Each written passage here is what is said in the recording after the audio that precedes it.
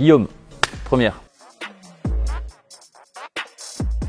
Alors sur l'étude des rayons cosmiques et de leurs effets sur nos activités quotidiennes. Alors les rayons cosmiques sont des particules qui voyagent dans l'univers, qui ont des origines assez variées, alors galactiques et extragalactiques. Souvent on prête aux supernovas un rôle assez important dans cette génération de particules. Alors ce sont principalement des protons de très haute énergie.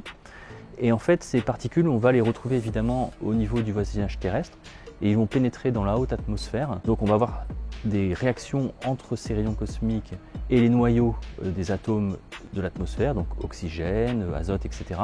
Cela va générer d'autres particules, donc dites secondaires, qui vont elles-mêmes réagir, etc., etc. Et on va avoir vraiment littéralement une douche, ce qu'on appelle la douche cosmique. Et donc au niveau du sol, une particule incidente peut générer plusieurs centaines de milliards de particules. Alors marcher, mais marcher vraiment peut-être traverser un pays, voire un continent. L'autonomie, au sens de la curiosité, de toujours ce besoin de, non pas forcément de répondre à des questions, mais de trouver des questions plutôt.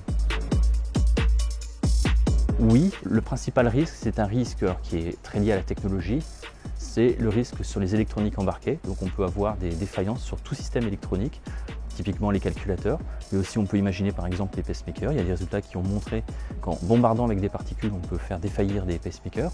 Et puis l'autre classe de risques, c'est les risques sur les cellules biologiques, sur le vivant. Ils peuvent être utiles effectivement. Alors il y a une application qui est très connue, c'est la datation au carbone 14. En fait, il faut savoir que le carbone 14 est un isotope qui est généré justement par l'interaction des rayons cosmiques avec les noyaux de l'atmosphère.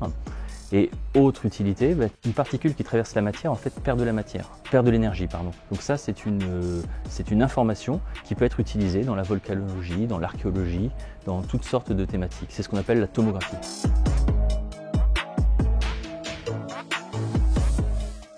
Voler. Peut-être fin du 19e siècle, début 20e, parce qu'il y avait des courants artistiques et scientifiques qui sont vraiment très très riches. Alors globalement, l'idéal c'est d'aller en altitude parce que plus on monte en altitude, plus on a de rayonnement. Le premier site où j'ai été faire des mesures, c'était au pic du Midi, proche de Toulouse. Et puis ensuite, il y a une autre propriété très intéressante, propriété magnétique, au niveau des pôles, puisqu'au niveau des pôles, on se situe dans les cornets polaires, donc il y a beaucoup plus de particules. Donc l'idéal c'est l'Antarctique, puisque l'Antarctique conjugue à la fois l'altitude et puis ses cornets polaires. Alors l'objectif c'est vraiment d'accumuler ce qu'on appelle des séries temporelles, donc qui vont nous permettre d'étudier la dynamique et certains autres mécanismes. Mais ensuite, au-delà de ça, ce qu'on va essayer de faire évidemment, c'est à partir de ces séries temporelles de déduire des modèles globaux grâce à des techniques numériques dites assimilation de données, grâce évidemment à des modèles physiques. Et donc le but c'est vraiment de proposer un modèle global de l'environnement radiatif terrestre. J'ai pas de livre comme ça qui me viennent à l'esprit, mais ce serait très probablement un livre de Jules Verne ou de Barjavel, peut-être Stevenson. Sincèrement, je crois que c'est le jour où j'ai reçu la lettre me spécifiant que mon projet polaire était accepté. Je ne sais pas si je suis un aventurier, mais en tout cas, y aller, c'est une aventure. Déjà, rien que le transport, aller là-bas, c'est parfois 15 jours. C'est assez épique, les conditions sont assez extrêmes. Bon, il y a évidemment la température, mais il n'y a pas que ça. Il y a aussi le fait que l'air est très sec, le fait qu'il n'y ait pas de nuit quand on y va l'été, le fait aussi évidemment qu'on soit en altitude, l'oxygène est un problème. En tout cas, vivre là-bas, c'est une aventure. C'est vraiment, lorsque l'on débarque, c'est de se rendre compte finalement qu'on est au bout de la planète. On incarne le fait que la planète est un milieu fini.